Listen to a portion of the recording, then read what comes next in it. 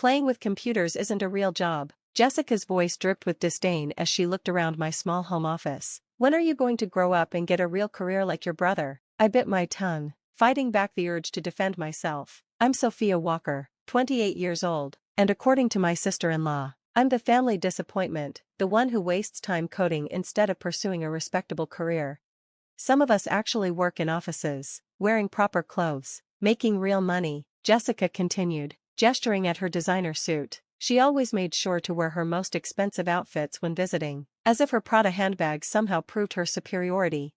My brother Marcus stood awkwardly in the doorway, clearly uncomfortable but unwilling to contradict his wife. He and I had always been close growing up, but since his marriage to Jessica 3 years ago, things had changed. She had a way of twisting everything, making my choices seem childish and irresponsible.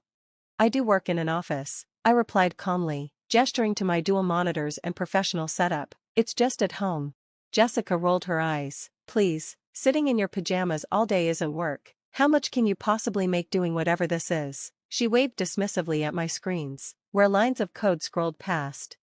If only she knew, I'd been developing a revolutionary AI-powered financial analysis platform for the past 2 years. Major investment firms were already expressing interest in the beta version, but I kept quiet. I'd learned that trying to explain my work to Jessica was pointless. Well, it pays the bills, I said instead, turning back to my keyboard. It was easier to let her think what she wanted. Barely, she scoffed. Look at this tiny house. Meanwhile, Marcus and I just bought that beautiful new place in Highland Park, but I suppose not everyone can aspire to success. Marcus shifted uncomfortably. Jess, maybe we should. Oh right, you have that meeting. Jessica cut him off. We need to go, darling. Sophia, do try to get out more. All this screen time can't be healthy. As they left, I heard Jessica's stage whisper, I just worry about her, living like this. It's not normal. I smiled to myself and returned to my work. My AI platform was nearly ready for launch, and several venture capital firms were already circling. Jessica's opinion of normal wouldn't matter much longer. 2 years passed quickly when you're building something revolutionary. My platform, Finance AI, exceeded even my wildest expectations. What started as a sophisticated trading algorithm evolved into a comprehensive financial analysis tool that could predict market trends with unprecedented accuracy. The day we went public, I watched the numbers roll in from my tiny house office. By closing bell, my company was valued at over $300 million, and my majority ownership made me a multimillionaire overnight. The first thing I did was buy my dream house, a stunning beachfront property worth $8 million. I kept the news quiet. Not out of modesty but because I was waiting for the perfect moment. That moment came sooner than expected. It was a rainy Tuesday when my doorbell rang. I opened my front door to find Jessica standing there, her designer outfit soaked and her makeup streaking down her face. The confident sneer was gone, replaced by desperate panic. Sophia, thank God you're home, she burst out. I need your help. It's Marcus. I raised an eyebrow but stepped aside to let her in. What about Marcus? As Jessica stepped into my entrance hall, her eyes widened, taking in the soaring ceilings, ocean views, and elegant furnishings. This isn't your house, you must be house-sitting. No, this is my house, I replied calmly. I bought it 3 months ago, but you were saying something about Marcus? Jessica seemed unable to focus, her eyes darting around the luxurious space. But, how? You just play with computers all day. I led her to my home office. Now a spacious room with floor-to-ceiling windows overlooking the Pacific. Playing with computers, as you put it, can be quite profitable. Now, what's wrong with my brother? She sank into one of the leather chairs, looking small and defeated. His firm, there's been an investigation. They're saying he was involved in some kind of trading fraud, but he's innocent. He just followed the investment advice from his manager, but now they're trying to pin everything on him. I felt my heart sink. Marcus had always been honest to a fault. If he was caught up in something illegal, it was probably because someone had taken advantage of his trusting nature. They've frozen all our accounts, Jessica continued, her voice breaking. The house is mortgaged to the hilt, and my credit cards are maxed out. We're about to lose everything. I see, I said slowly, and you came to me because I heard rumors about your company going public. People at Marcus's firm were talking about Finance AI. They said the founder was a genius. I never imagined. She gestured helplessly at the room. I had no idea it was you. I walked to my desk and pulled up my banking app. Would you like to see what playing with computers really looks like? Jessica leaned forward as I turned the screen toward her. Her eyes widened as she saw the balance, $47,892,456.23. That's just my personal account, I said quietly. The company's worth quite a bit more. The color drained from Jessica's face. All those years of condescension, of snide remarks and barely concealed contempt, seemed to crash down on her at once. I don't know what to say, she whispered. How about we focus on helping Marcus? I suggested. Tell me everything you know about this investigation. Over the next hour, Jessica explained the situation. Marcus's investment firm had been running a sophisticated fraud scheme, using complex algorithms to hide their manipulation of certain stocks. When regulators started investigating, the firm's leadership began setting up fall guys, Marcus among them. Show me the trading patterns, I requested, pulling up Finance AI on my main screen. My platform can analyze historical data and identify suspicious patterns. Jessica watched in amazement as I worked, the very skills she'd mocked now potentially holding the key to saving her husband. As the AI processed the data, clear patterns emerged showing how the firm's leadership had orchestrated the fraud while keeping their junior traders in the dark. This is exactly what we need, I said, already reaching for my phone. I'm calling my lawyer. He's the best securities fraud attorney on the West Coast. We can't afford. Jessica began. I'm not doing this for you, I cut her off. I'm doing it for my brother.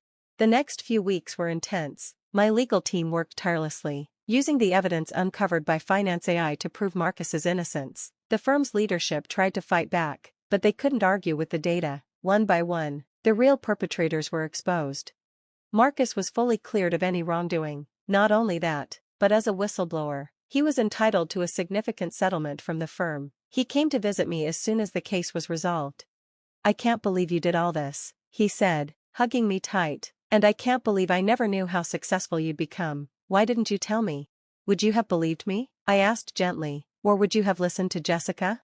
He had the grace to look ashamed. I'm sorry, Sophia, I should have stood up for you all those times. Water under the bridge, I interrupted, but maybe next time someone tells you they're building something important, believe them, even if they're doing it in their pajamas.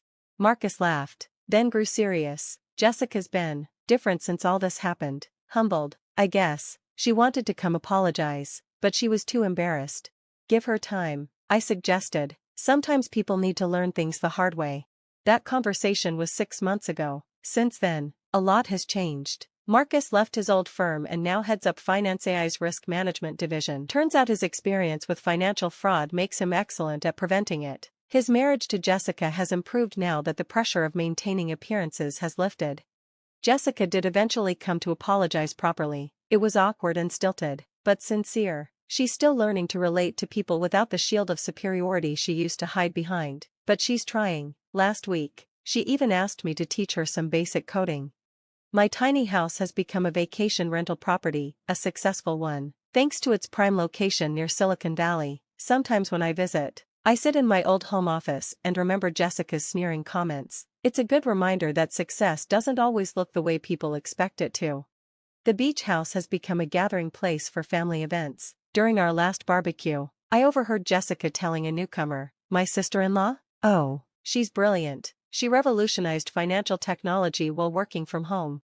I had to smile at that. People can change, given the right motivation and enough time to reflect on their mistakes.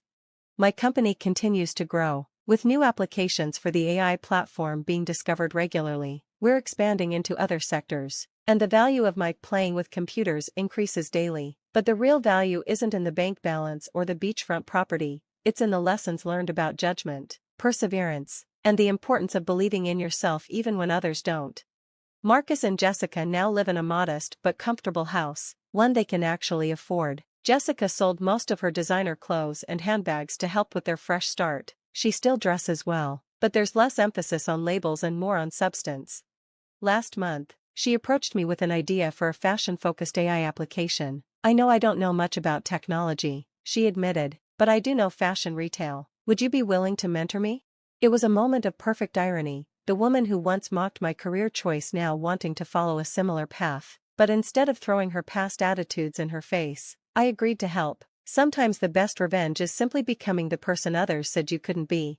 The office where I'm writing this still overlooks the Pacific, but now it's filled with family photos, including one of Jessica and me at a coding workshop I organized for high school girls. She's become one of our most enthusiastic volunteers, telling her story as a cautionary tale about judging others' choices.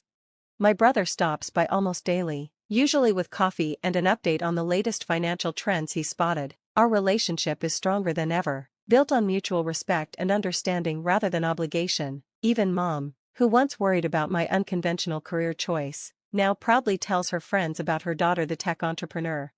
As for playing with computers, well, I still do that every day, only now, when Jessica sees me in my home office, she's more likely to ask questions about what I'm working on than make snide comments about getting a real job. Success, I've learned, isn't about proving others wrong, it's about proving yourself right. But I have to admit, the look on Jessica's face when she saw my bank balance was pretty priceless. Sometimes the best validation comes from the most unexpected sources. Life has a way of teaching us all the lessons we need to learn. Jessica needed to learn about humility and the danger of judging others. Marcus needed to learn to trust his instincts rather than following others blindly. And me? I learned that sometimes the best response to doubt is silent determination. My beachfront home has become more than just a symbol of success. It's a reminder that dreams don't always come in conventional packages. Sometimes they come in lines of code, typed out in pajamas, in a tiny home office that others might dismiss. These days, when I hear someone say playing with computers isn't a real job, I just smile, because sometimes playing with computers can change not just your own life, but the lives of everyone around you, and that's about as real as a job can get. Thanks for watching. See you again in the next video. Stay stunned.